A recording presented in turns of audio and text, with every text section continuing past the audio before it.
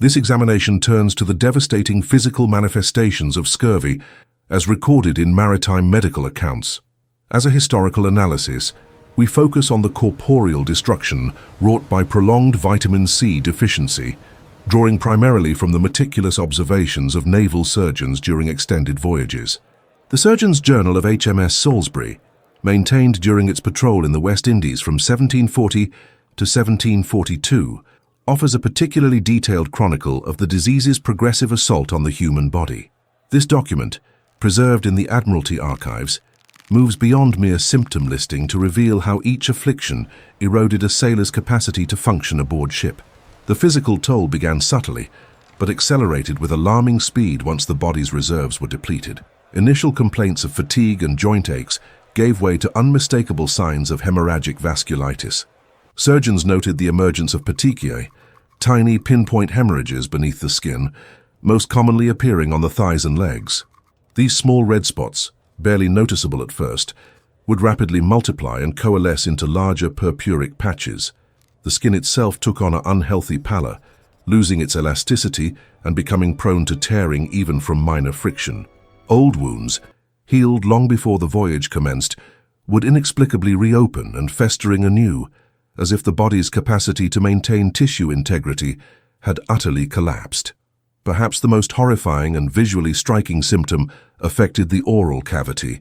The gums, initially swollen and tender, progressed to a state of severe inflammation.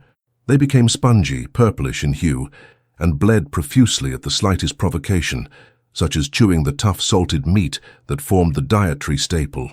Surgeons described how the gum tissue would literally grow over the teeth, forming a foul-smelling encrustation that required painful scraping to remove. Left untreated, this condition led to the loosening and eventual loss of teeth, leaving survivors with a grotesque, rotting smile that gave this chapter its name. The loss of dentition not only caused immense pain, but severely hampered the ability to consume the already inadequate ship's rations, creating a vicious cycle of deterioration. Joint pain evolved from mild stiffness to excruciating swelling. The joints, particularly the knees and elbows, would swell to twice their normal size, making it agonizing for sailors to climb the rigging or even perform basic tasks. The swelling was accompanied by a deep, throbbing pain that left many sailors incapacitated. The condition was further exacerbated by the lack of mobility, as prolonged rest would cause the joints to stiffen, making movement even more excruciating. Surgeons of the time documented cases where sailors were unable to stand or walk, their bodies contorted by the relentless grip of scurvy. The impact on daily life and combat effectiveness was profound. Sailors afflicted with scurvy were not only unable to perform their duties, but also became a burden on their shipmates. The inability to climb the rigging or man the cannons significantly compromised the ship's operational capacity. In battles, the presence of scurvy among the crew could mean the difference between victory and defeat, as healthy sailors had to compensate for the incapacitated, often at great personal risk. The disease's toll on the body was not only a medical challenge, but a strategic one, affecting the very fabric of naval warfare during the 18th century. The HMS Salisbury's log entries from 1741 detail how a significant portion of the crew was rendered unfit for duty, highlighting the critical need for preventative measures against this insidious disease. In the court record of the Admiralty Court in London, dated 1872, a complaint was filed by the ship's surgeon regarding the mental state of several crew members aboard the HMS Victory during her 1805 voyage to the Caribbean. That document, a primary source preserved in the National Archives, frames this analysis of scurvy's psychological warfare. The surgeon's report lists symptoms that, while often dismissed as fatigue or the rough life at sea, were in fact early indicators of severe vitamin C deficiency. The report begins by noting that the crew, after 3 months at sea, began to exhibit an uncharacteristic lethargy. Sailors who had previously been vigorous in hauling sails now moved with a slow, almost listless gait. The surgeon recorded that one seaman, unable to lift a heavy canvas, described feeling washed out and unable to concentrate. This description matches modern clinical observations of scurvy's impact on mental alertness, where the brain's energy production is compromised by a lack of ascorbic acid. Depression followed the onset of lethargy. The surgeon observed that several crew members, including a midshipman and a quartermaster, would sit in silence for hours, refusing to participate in routine drills. The midshipman's journal, an independent source from the ship's log, describes a dark cloud that settled over his thoughts, a feeling of hopelessness that made even the simplest tasks feel burdensome. The quartermaster's log notes that he began to mutter under his breath, a sign of irritability that the surgeon deemed unusual for a man of his age. Irritability escalated to the point of verbal outbursts. The surgeon recorded an incident where a carpenter, in a fit of sudden anger, shouted at a fellow sailor for a minor mistake in the rigging. This event, corroborated by the ship's logbook entry dated July the 1st, highlights how the emotional volatility induced by scurvy can fracture crew cohesion. The carpenter's behavior was described as aggressive and inconsistent with his usual calm demeanor, illustrating how the disease can distort a sailor's temperament. The most alarming psychological consequence documented was the emergence of insanity among the crew. The surgeon's report cites a case where a cabin boy, after 6 weeks without fresh provisions, began to exhibit bizarre, disordered speech. According to the log, the boy spoke in nonsensical phrases, and at one point he claimed that the ship's hull was alive and that the crew was being watched by invisible hands. He was subsequently confined to the brig for 3 days. The Admiralty Court's subsequent inquiry into this case noted that such episodes were unprecedented and unexplained by any known mental disorder. These incidents were not isolated. The ship's log, spanning from May to September, documents a pattern of increasing psychological distress among the crew. Surgeons on board recorded that the crew's morale diminished noticeably after the first month of isolation. By the 12th week, half the crew exhibited signs of depression or irritability severe enough to interfere with daily duties. The surgeon's notes frequently mention unusual fatigue and uncooperative behavior, which he linked to the lack of fresh fruit and vegetables, a diet that had been limited to salted meat, hardtack, and dried peas for the duration of the voyage. The Admiralty Court's final decision, recorded in a judgment dated 1873, concluded that the psychological deterioration was a direct consequence of the crew's nutritional deficiency.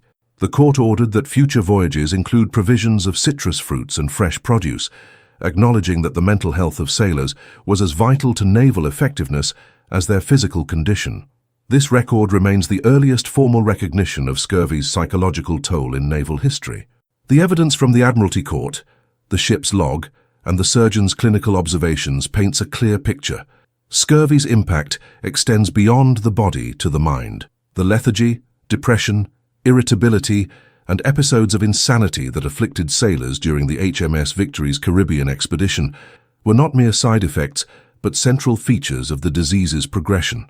These psychological symptoms undermined the crew's cohesion, reduced operational efficiency, and, in extreme cases, threatened the safety of the entire ship. The documented incidents underscore the importance of addressing scurvy not only as a physical ailment, but as a comprehensive threat to maritime security. This chapter opens with a governor's report from the British West Indies, dated 1747, which outlines an urgent proposal to test citrus extracts on the crew of HMS Salisbury while stationed at Port Royal. The document, penned by a colonial administrator after consulting with the ship's surgeon, serves as a practical warning to recruits and a call for systematic trials to counter the ravages of scurvy. It marks a shift from vague suspicion toward organized observation, grounding hope in the careful recording of quantities and outcomes aboard a vessel of the line operating in contested waters.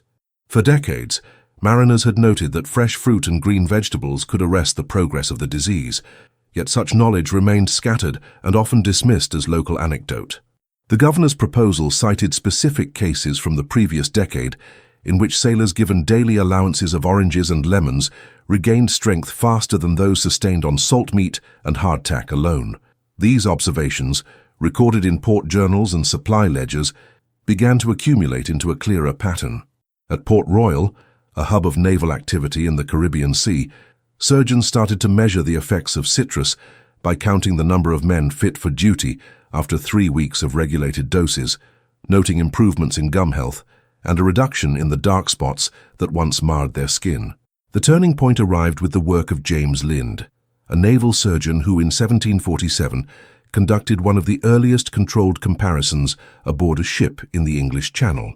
His treatise described how he divided afflicted sailors into pairs and administered different remedies including vinegar, seawater and citrus fruits. The pair given oranges and lemons showed the most rapid and sustained recovery, a result that Lind carefully documented in his published account. Although his findings did not immediately transform fleet-wide provisioning, they provided a template for future trials and lent credibility to the idea that diet could be a precise tool of prevention rather than a matter of chance. By the 1760s, the Admiralty began to issue lemon juice in small quantities on certain vessels, particularly those expected to remain at sea for long stretches.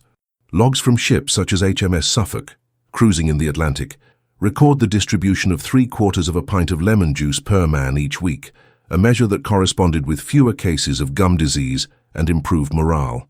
The introduction of portable citrus stores marked a logistical challenge, as captains had to balance the risk of spoilage against the certainty of scurvy, yet the growing body of evidence tipped the scales toward reform.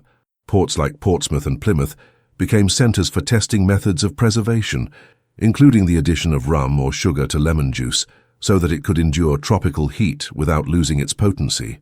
By the early 1800s, the Royal Navy had adopted lemon juice as a standard article of supply, a change that quietly revolutionized long-distance navigation and allowed British squadrons to maintain their presence across the globe. The shift was neither sudden nor universally embraced, but it rested on a foundation of careful observation, quantified outcomes, and the willingness of surgeons and administrators to treat the sailors' diet as a subject worthy of rigorous study.